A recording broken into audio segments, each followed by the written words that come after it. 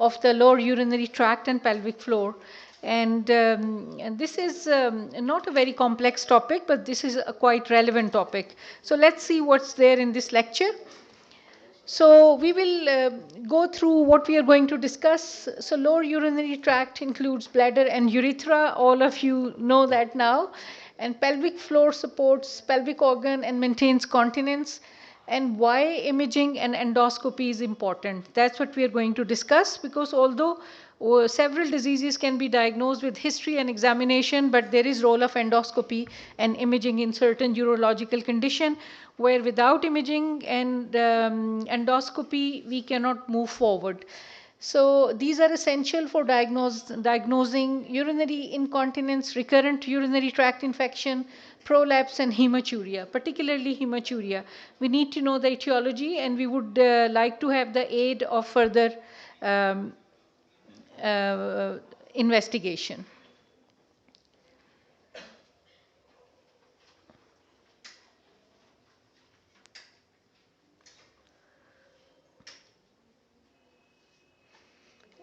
Can you all read the, yeah, maybe? Yeah. Okay, so the indications for imaging and endoscopic evaluation are certain symptoms which require further investigation. As Dr. Sharma was telling us, overactive bladder, usually 70% of the cases are diagnosed by history and examination, but there are certain situations, we will discuss that we need imaging and we need endoscopic evaluation. And if there is persistent recurrent urinary incontinence, even if it is stress, urge, or mix, but if it is persistent and we have treated it several times and it persists, this needs further investigation. Recurrent urinary tract infection definitely needs further investigation. Pelvic organ prolapse with voiding dysfunction. Dr. Sharma was mentioning voiding dysfunction when there is prosidentia which drags the ureter down, so kidneys, they don't drain. So, but there are other reasons as well when pelvic organ prolapse can cause voiding dysfunction.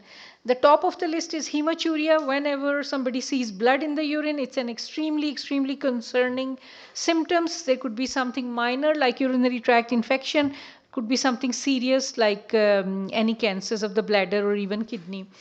Suspected bladder outlet obstructions, we need further imaging. Neurogenic bladder dysfunction. Whenever we say neurogenic, this means like multiple sclerosis, spinal cord injury, stroke, and the Parkinson's, these type of diseases. We need further imaging and endoscopy. Unexplained pelvic pain and dyspareunia, we need further investigation. For example, bladder pain syndrome, we need endoscopy. NICE recommends ultrasound as the first line imaging before invasive testing. So the first thing which we are going to discuss, of course, is ultrasound. But then we will overview what are the what are the key modalities. The first one is ultrasound, which is first line and non-invasive. So when we say ultrasound, mostly we are talking about transvaginal scan and ultrasound KUB. KUB means kidneys, ureters, bladders. And then the second imaging modality, which is also non-invasive, is MRI, which is best for complex cases. Again, there are no radiation involved, and it gives us the best images. Third one is voiding cystourethropy, which is VCUG, assesses reflux and urethral abnormality. So this is something which we do on video urodynamics, or it can be done in radiology where a contrast is present in the bladder, and when patient passes urine, the patient is imaged, and then we can see either in real time in video urodynamics, or we can see by a radiological investigation. CT urogram used for suspected malignancy, stones, and infection. And this is one of the commonest investigation in the UK, which we do CT urogram with contrast, because if there is any space occupying lesion like a stone or something, or if there is any trabecula or any diverticulum, urethral diverticulum, this all can be picked up in the voiding phase as well. So NICE in their guideline recommend image tailored to clinical symptoms, because there is a wide range of imaging and endoscopy. So one size does not fit all. So it depends on various clinical indications. So let's talk about ultrasound in lower urinary tract and pelvic floor. So there are various types of ultrasound which can be used. The commonest one, of course, is the transabdominal scan, which we can check the bladder volume and post-void residual. As we were talking about post-void residuals yesterday, there is no definite fixed amount that, okay, if it is less than 100 mil, that is fine. It depends how much the patient has actually passed. It's a proportion. If patient is passing 2/3 of urine and keeping 1/3 of urine, that is acceptable. So as I was giving example yesterday, if the total urine volume is 300, patient has passed 200 and one is kept, that is not abnormal. So that will be considered normal. But if patient has kept 200 and passed 100, that is abnormal. So it's a proportion of the urine patient is passing. So abdominal scan is the best one to do simple things like that. And in the UK, we have got a portable bladder scanner. I don't know whether you have portable bladder scanner here. Like it's a small handheld scanner, just like a Sonicate, you know, when we check fetal heart with a little machine. It is similar type of scanner. It is really helpful for any patients after cesareans or any major surgery when catheter has been taken out and you want to check that there is no post-void residual. So all the trainees, they can just do a quick scan in the department rather than sending patient to radiology. So I think this will be a good investment for your department to buy a small portable bladder scanner. So transvaginal scan is a better visualization of the pelvic organs. If there is any mass occupying, space occupying lesion, there's like a large fibroid, as Dr. Sharma was mentioning as well, that can compress the bladder and also can cause obstruction of the bladder. Or if there is any ovarian cyst or any other space occupying lesions, which could have obstructive effect. So the transvaginal scan give us better visualization of pelvic organs. Transperineal ultrasound, it is used for pelvic floor descent and urethral mobility. So it is mostly in the research setting currently in the UK, but in the larger center, we still use it for pelvic floor descent, presence of rectocele, cystocele, and urethral mobility. In my department, we don't use it very much apart from research setting. So clinical applications could be detect bladder wall thickness, diverticular prolapse severity, and assess urethral hypermobility in stress incontinence. So there is a study in our own Birmingham, which is called BUS study, BUS, which is bladder ultrasound specification. So bladder wall ultrasound specification study, where they did the scan in the patient with severe overactive bladder and compared it with the people with no overactive bladder. So bladder wall thickness was definitely more than 4 millimeter in people with overactive bladder, while in normal people it was hardly 2 millimeters. But again, it is research setting. So that was about scan, and there was no mention of kidneys in that scan, but ultrasound KUB is one of the must investigation with someone who comes with the voiding dysfunction. So there are 3 investigations for you to remember. Someone who cannot pass urine, the first investigation is ultrasound KUB to rule out hydronephrosis and hydroureter and a large bladder and post-void residual. So this is the most important investigation, which is least invasive. The second investigation for voiding dysfunction is cystoscopy, which is mostly flexible cystoscopy, which we can do in the outpatient setting. But if it is very painful, then we can do it under general anesthetic. Then we use a different type of scope, which is called rigid cystoscope. The benefit of rigid cystoscope is it has multiple channels, so we can operate through it like taking biopsies or removing small lesions, and we can take nice pictures. So that is usually under general anesthetic.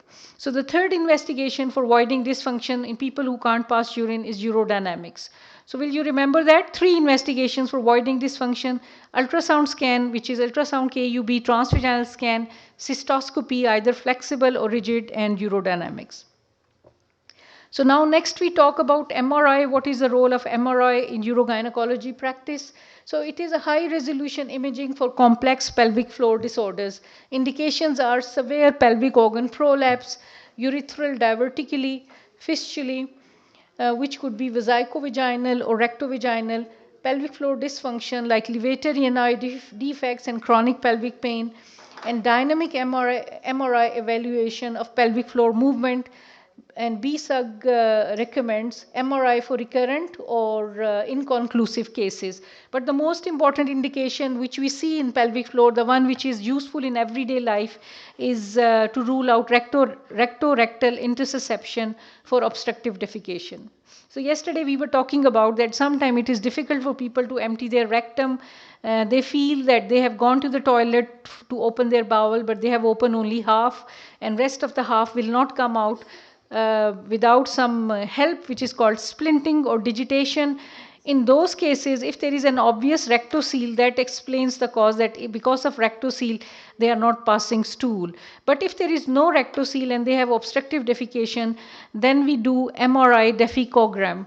So we inject a jelly in the rectum, just like an enema type of jelly, which has a contrast in it. Then patients sit on a special toilet, and when they are trying to open their bowel, MRI real time, it tells us what happens to the jelly and where it gets obstructed, and then it tells us if there is rectorectal intussusception. So that is not mentioned here, but that is one of the commoner uses in colorectal department. So voiding cystourethropy, it uses contrast fluoroscopy to visualize bladder and urethra during voiding. So usually it is done in radiology department. Indications are urethral strictures or diverticula. So there is a dye in the bladder. So they sit on a special commode and they pass, and these things are imaged. So radiations are involved. So strictures and diverticuli can be picked up on this type of videography. And then bladder outlet obstruction also can be picked up. For example, if somebody has enlarged prostate. Limitations are, as I said, it is use of radiation, and it is not first line unless urodynamics suggest obstruction, because urodynamics is less invasive than this one because of use of radiation, and it is quite a high dose of radiation. Usually in our department we see UG when during cesarean, if there is an injury to the bladder, we have repaired it, and then we want to do micturating cystogram. So that type of investigation we do. Or if there is any injury to urethra, then we will do this. But because of large dose of radiation, we try to avoid it. So this is the commonest thing which every urogyne unit, wherever it is practiced, everybody should have access to cystoscopy, and which is flexible cystoscopy, because patient does not need to have general anesthetic to have a cystoscopy done. It's a very, very minor procedure, roughly takes 3 minutes to do.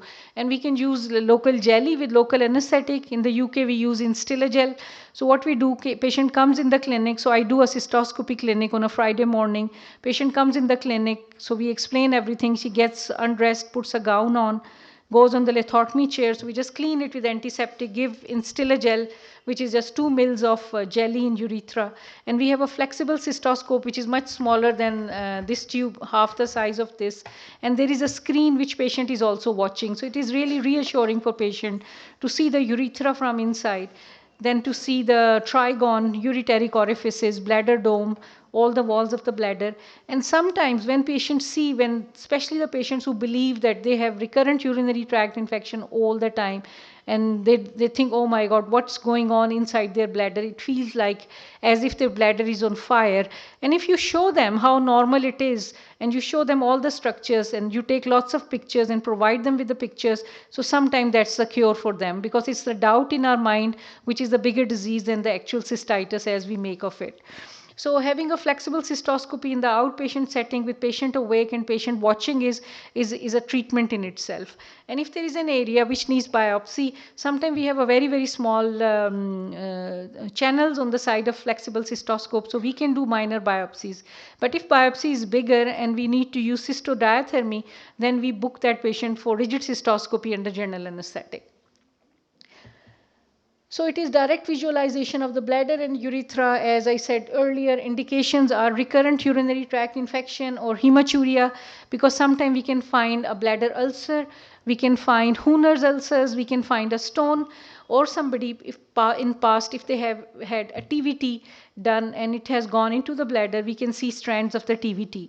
But the commonest one which we see is in patients with bladder pain syndrome, we see petechial hemorrhages on refill. So what we do, we fill the bladder, we observe everything, everything looks normal. Typically, we empty the bladder, and when we do a refill, roughly around 300-400 mils, all the bladder starts bleeding, and this is called petechial hemorrhages, and this is a sign of interstitial cystitis. And if this happens, then we must take a biopsy to rule out interstitial cystitis. So it's quite an interesting condition that in a minute bladder is normal, but on refill, and if you are not aware about this, that you have to refill, you will never find it out, because usually it's typically on refill. So, bladder tumors, stones, interstitial cystitis, and unexplained voiding dysfunction. Sometimes we see that there is a stricture in the bladder, it's scarring. Last week I was doing it and I saw a patient who, during previous cesarean, she had cesarean somewhere in Africa and she had bladder injury. So the whole dome of bladder was showing a lot of adhesions and scarring. And she had a very, very small bladder because of fibrosis, because of all the suturing she had in Africa. So urethral diverticula and strictures we can pick up because when we are trying to put the cystoscope in, if there is stricture, it won't go in. It will cause a lot of pain. So usually we rebook them for under general anesthetic, where we give local anesthesia around 6 o'clock and 9 o'clock through cystoscope. We give a local jelly, and then we gently dilate urethra, and then we carry on. And sometimes this dilatation business solves her problem. So dilatation is not indicated in each and every case, but it has a role in clinical practice. So you need to have little dilators available in all urogyne units. And then we can also find bladder trabeculations, which are hypertrophied muscles, detrusor muscles. Normally, in the bladder on cystoscopy, detrusor muscle fiber should not be visible if they are normal thickness. But if there are bundles of detrusor muscle fibers, like branching train tracks, this shows that there is some pressure on them and they are hypertrophied, either working too much, as in cases of overactive bladder, or there is obstruction to the outlet. That's why detrusor muscles have to push hard and they have become hypertrophied. So that's what we call trabeculation. Chronic inflammation, as I mentioned, cystitis. The commonest one which I see is called follicular cystitis, where there are yellow spots all over the bladder and it looks awful. You get worried, oh my God, what is it? Is it cancer? What is it? But actually, follicular cystitis looks terrible, but actually it's not too bad. All you need to give them is low dose prophylactic antibiotics, just one low dose tablet at bedtime for 3 months, and then you can repeat flexible cystoscopy to check it. Sometimes you have to give it 3 different antibiotics in the courses of 3 months. One tablet a day, 3 months, for example, nitrofurantoin. Next 3 months, maybe trimethoprim. And next 3 months, cefalexin, low dose at bedtime. So then you get rid of that. So suspected malignancy, we have diagnosed a lot of cases of bladder cancer on flexible cystoscopy. And when we suspect a cancer or abnormality, as urogynecologists, we do not take biopsy because we do not want to disturb it, and then we refer her to urologist. But our job is to pick up any abnormalities. Sometimes we can see ureterocele, a very prominent ureteric opening. Sometimes we can see 2 ureters on one place instead of 1 ureter. So these congenital anomalies we can see all the time. Not very common, but you need to keep in mind the presence or possibility of multiple ureters on one side. Okay, so our target is to have multimodal evaluation. So we have combined ultrasound and urodynamics for stress incontinence. So first investigation, least invasive, which is ultrasound, and then urodynamics. And then we use MRI for complex pelvic organ prolapse to see space occupying lesions and to rule out any malignancies. And we use only cystoscopy when imaging suggests abnormalities. For example, hydronephrosis, hydroureter, so we can have a look in the bladder to see if there are any stones there as well. So if somebody has recurrent UTI, cystoscopy reveals urethral diverticulum. Why in diverticulum people can have infection? Any ideas? So the urine stays there in diverticulum, and that is a rich media for bacteria. Thank you very much. So people with diverticulum can have problem with recurrent UTI. Chronic pelvic pain, MRI can confirm levator ani avulsion, maybe during forceps delivery, and people can have chronic pelvic pain because of neuralgias. And then stress incontinence, ultrasound shows urethral hypermobility. That is typically transperineal ultrasound, which currently used mostly in the research setting, not in the everyday. life, because urethral hypermobility we can check on clinical examination even without ultrasound. It's an expensive method, but this is being developed in the UK in multiple centers as part of research. Okay, so whenever we are doing any invasive type of imaging, for example, cystoscopy or urethroscopy or MRI for rectorectal intussusception, but mainly involving urethra and bladder, there should be informed consent and antibiotic prophylaxis and sometimes bladder preparation. Anybody I do flexible cystoscopy without any other intervention, I don't give any antibiotics, because things over there are very, very clean, and all we do is aseptic techniques. And we have a special room where we do cystoscopy. And all of our flexible cystoscopes are disposable. So we open it, use it, goes in the bin. And all the gloves and everything is completely sterile. So there is no need of antibiotics. But if I'm doing Botox, because that is more than 20 injections, and all these prick marks can be a culture media for bacteria. So all the Botoxes, they need 5 days antibiotic prophylaxis. And if I'm doing Bulkamid, which is bulking agent in the urethra for treatment of stress incontinence, then I give antibiotics. So if I'm just having a look, I don't give antibiotics. So we have to inform patient about radiation exposure. Particularly, we need to ask if they could be pregnant, because micturating cystogram and the other one, VCCG, that is radiation exposure. That's what I was about to trying to say. Contrast-related reaction in VCUG. Recently, one of our patient had anaphylaxis when she was on the table. So contrast anaphylaxis still happens. It can happen to anyone, so we need to be aware.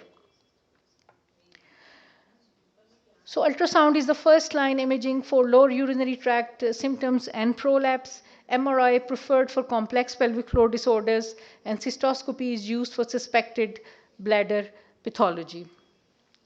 Any questions?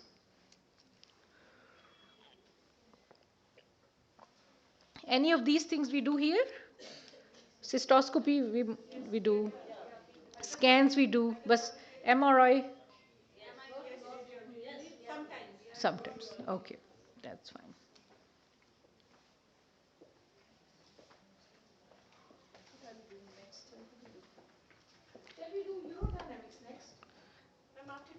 Thank you so much, ma'am. We would now proceed for a short 15-minute tea break, and the session would resume after that. Thank you.